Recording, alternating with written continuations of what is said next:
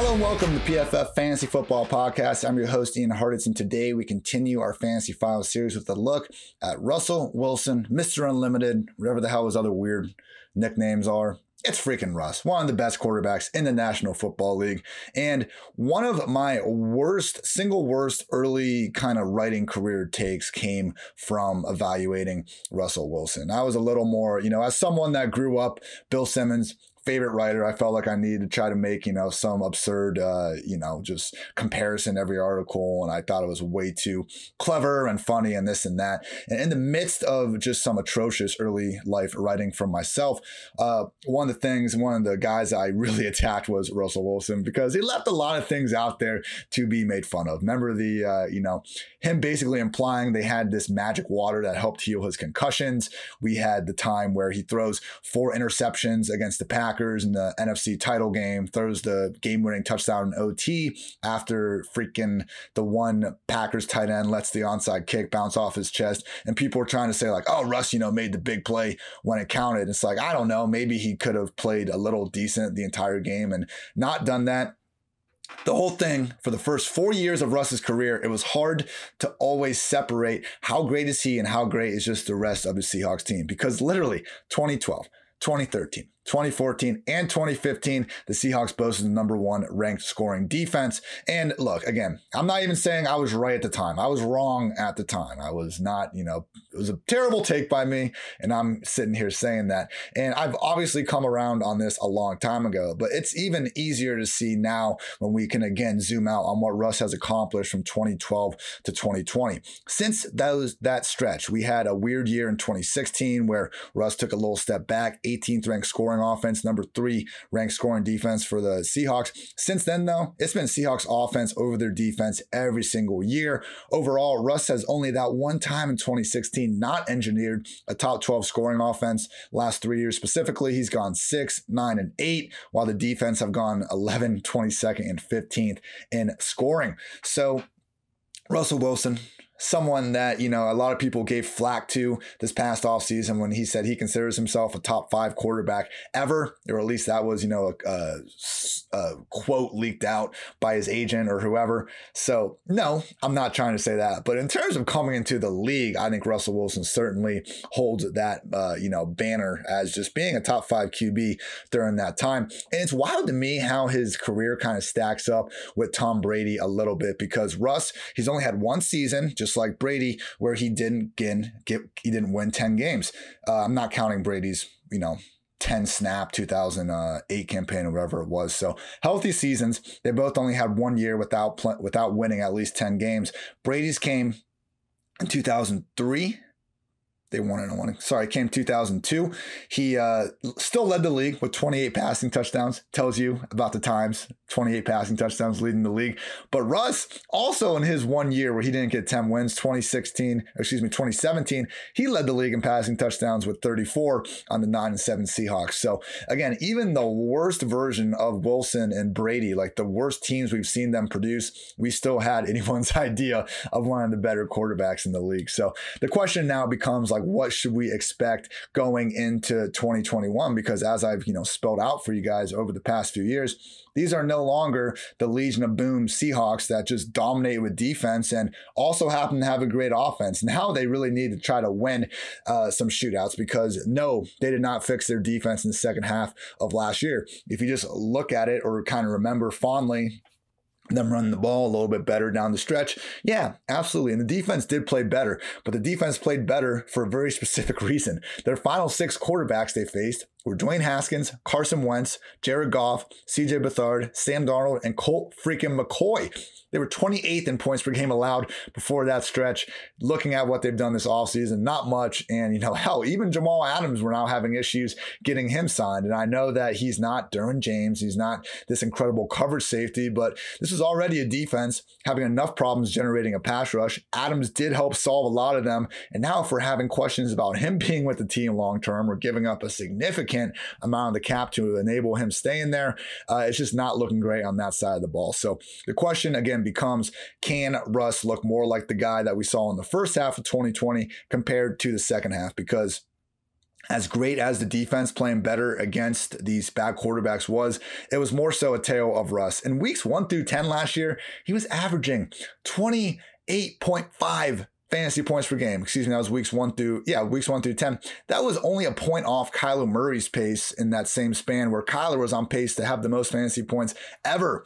The best season ever has been Lamar Jackson with 27.7 fantasy points per game in 2019. I know we can, take these small splits here and there. And unlike Kyler, Russ didn't have some injury that really forced him to play the game differently last year. Just realize we don't have too many quarterbacks in the league that we can look at in the past couple of years and say, oh, here's a 2-month stretch of games where they were putting up some of the biggest numbers we've ever seen from the position. We can say that with Russ, again, as recently as 2020. Overall, in weeks 1 through 9, Russ had a 92.5 PFF passing grade, averaged 8.6 yards per attempt, and a 9.1 big-time throw rate percentage. Weeks 10 through 17, 73.6 PFF passing grade, 5.4 big-time throw rate, 6.4 yards per attempt. As I do a lot on these podcasts, I will reference one of my employees, Seth Galina's excellent analysis on just some of the real-life problems that made it an issue for us over here in Fantasyland. And the big issue was Russ's just magnificent ability to make the most out of these unstable plays, the deep balls, the off-script plays outside the pocket. It fell off. I mean, he completed 11 of 37 of his passes thrown at least 20 yards downfield during his final 9 games, compared to 18 of 38 in weeks 1 through 9. I mean, that's almost an 18% drop-off, people, in terms of what we were seeing him completion-wise. And then also outside the pocket, 78.4 passing grade on plays outside the pocket over the first half of the season, just 66.0 grade in the second half of the year. Making a living on these unstable plays, and once you got to play the Rams 3 times and Brandon Staley just says, hey, we're going to take away your deep ball, take whatever else you want underneath. This offense just wasn't built to do that. I mean, DK Metcalf spelled it out better than pretty much anyone could. Direct quote from Metcalf: we've been running deep plays we've been running deep pass ever since Pete got there. Play action, run the ball, run the ball, run the ball, run the ball, go deep. Teams just said, we're just not going to let you all go deep. So, hey, Russell Wilson was awesome last year. The guy threw 40 touchdowns, 4,200 yards. He had 500 rushing yards too. I mean, this was the overall fantasy QB5, QB7 in fantasy points per game. Yeah, he got a lot of it done in the first half, but as people, want to do all the time, we have to tell them not to. We can't just remove all the guys' good games from the equation and focus solely on the bad, just like we can't do the opposite and focus solely on the good. So just realize, while it was, more of a tale of 2 halves and a lot of QBs, the sum of 2020 was still incredibly positive for Russell Wilson as a whole. And I think there's enough optimism around, Shane Waldron, some of the improvements we've seen to the Seahawks offense to feel good going into 2021. I mean, after the season, when they got rid of Brian Schottenheimer, the concern was holy shit, are the Seahawks about to run the ball more than ever? Pete Carroll had this funky press conference where he was just really getting in there with the metaphors and how much they wanted to run the ball. But then we look at what's happened this offseason, and they used their only pick inside the top 3 rounds on wide receiver Dwayne Eskridge, and the hiring of Waldron seems to have at least produced a change in offense for the better. This is coming from Russell Wilson talking about Shane Waldron's offense. Obviously, the tempo part of it is something that is real. We have some nuances across the board that really challenge the defense, using the whole field and really expand the offense, just using everybody as much as possible in all different formations and different looks and different tempos. Remember, people, kind of the key that defense has figured out to stop this Seahawks offense last year was using Brandon Staley's 2 high looks from the Rams and just not letting the Seahawks consistently throw the ball over their heads downfield. Shane Waldron comes from the Rams. If anybody should have a decent idea of how to beat this sort of defense, it should be the guy that was on the damn team that invented the strategy for shutting down this offense. So I'm feeling good about that. And we also, just have further beat writers just talking up the situation about how Tyler Lockett and DK Metcalf are running shorter and more horizontal routes than they have in years. And that was also from reporter Greg Bell. So appreciate that note. And I just think overall, even though we can't assume that Waldron's going to be Sean McVay as a play caller, if he's going to take key concepts from this Rams offense and apply them to Seattle, I just think the ceiling is the roof. We've always known Russ, Metcalf, Lockett. These are incredible players making the most out of these unstable plays. If now we can just add in a sense of ease to the offense, similar to what Stafford's getting going to LA, it could just help everybody involved so much. Since 2017, the Rams ranked first in play action rate, the Seahawks 8th. Screen rate, the Rams were 7th, the Seahawks were 31st. Shift motion rate, Rams 7th, Seahawks 11th. Targets to open or wide open receivers, Rams 4th, Seahawks 20th. Pressure rate, Rams 12th, Seahawks 30th. Not massive discrepancies except for the wide open targets, pressure rate, and screen rate. Still things that I think would feasibly make life easier for Russ and everyone involved. Now, quickly on the pressure, Russ came out earlier this offseason and was basically like, hey, I've been sacked 400 times. That seems like too much to me. Probably shouldn't be getting hit as much. He has taken 188 sacks because PFF is able to track this to determine who's at fault with the sacks. He's taken 188 sacks since 2017. That's 15 more than the next closest quarterback. But people, why have they not done a better job at least trying this around him? Like, I would love to see Russ just with this great high-paid offensive line that they're starting to get to. Like, they're finally 13th in dollars spent on their offensive line going to 2021. But before this past year, here were their rankings in offensive line spending. 30th, 32nd, 26th, 26th, 25th, and 26th. So now they're up to 13th. Fingers crossed that, PFF's 19th ranked offensive line ahead of 2021 can make life easier. I know Russ is at fault with a lot of these things, but, look at the quarterbacks we see taking a lot of these sacks. It's Russell Wilson, it's Deshaun Watson. It's guys that are so good at times of getting out of sacks and making things happen that, yes, we do have some bad come with that good. But I would just say, let's not pretend like Russell Wilson is just constantly losing, leaving yards out on the field. We're in a situation where, when the quarterback is getting pressured, when the pressure arrives at the quarterback, they only have a few things they can do. They can take the sack and kill the play right there. They can look to throw the ball away, or they can look to try to make something happen. And when you try and make something happen, the negative would be taking a sack, or maybe you can escape the pressure, pick up some yards on the ground. Maybe you can escape the pressure and throw the ball downfield. I'm just saying the fact that Russ, he takes these sacks, sure, those aren't good, but he has the mobility and the off-script ability to at least open up a positive element when pressure does come to the table. Like when Jared Goff gets pressured, he's not taking a sack the same way Russ is because he couldn't even dream of making that defender miss in the first place. It's similar to me of when we really criticize number one shadow cornerbacks for losing these high profile matchups. No, not great. Russell Wilson should be taking less sacks, but just realize you got to be awfully good to be able to take that many sacks in the first place because all the big plays that come behind it. You got to be pretty good to be the number one cornerback to earn the ability and the matchup and the assignment to line up across from the offense's number one receiver each and every snap. So we'll give Russ a little bit of break with the sacks. And honestly, people, hey, it's a fantasy football podcast.